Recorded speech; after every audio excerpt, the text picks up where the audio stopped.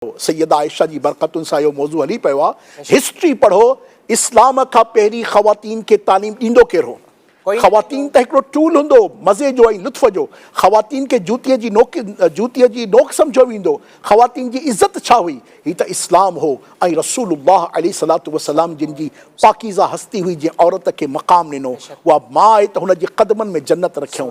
उहा भेण आहे त हुन ते हुन जी परवरिश के रब्बुल आलमीन जे महबूब पाण सां गॾु जन्नत जी बिशारत ॾिनी आहे। न्याणी आहे त न्याणी खे उहो मक़ाम ऐं इज़त ॾिनी आहे त सैयदा फ़ातिमा ज़हरा रज़ी अल्लाह तआला अन्हा जे घर अचनि था त सैयदा बीह थियूं रहनि ऐं सैयदा जॾहिं रसूलुल्लाह अलैहिस्सलातु वस्सलाम जिन जी जनाब में हाज़िर थियूं थियनि त महबूब करीम शफ़क़त सां बीह था रहनि। पहिरीं छा हो अवां ॾिसो त सही। ऐं अॼु न्याणी लफ़्ज़ न्याणीअ अचण सां ई असांजे दिलि में जेकी मुहबत पैदा थिए थी, हीअ हुज़ूर जो सदक़ो आहे, हीअ हुज़ूर जी तालीम आहे, हीअ हुज़ूर जी ॾिनल शफ़क़त आहे अल्हम्दुलिल्लाह। त पोइ हिन न्याणियुनि खे असां इल्मु न ॾियूं?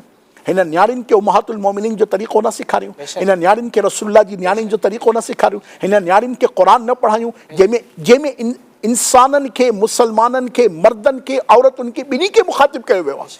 क़ुरान करीम जी केतिरी आयतूं आहिनि। सूरह निसा पूरी आहे ई ख़वातीन ते, आहे ई निसा। सूरह निसा माइन जे लाइ ख़ुसूसियत सां गॾु अल्लाह अहकाम बयान थिया आहिनि। अल्लाहु अकबर। सूरह बक़रा जी केतिरी आयतूं आहिनि जेके ख़वातीन खे एड्रेस कयो वियो आहे। सूरह नूर ख़वातीन खे एड्रेस कयो वियो आहे। अल्लाहु अकबर कबीरा। अल्लाह रब्बुल आलमीन अज़्ज़ व जल बराह रास्त पंहिंजे महबूब जे ज़रिए से ख़वातीन खे तालीम ॾे।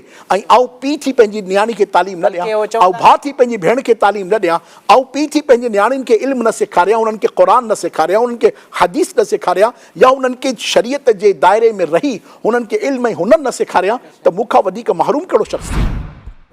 सिंधी सोशल मीडिया पेज खे लाइक कयो, फॉलो कयो ऐं शेयर कयो।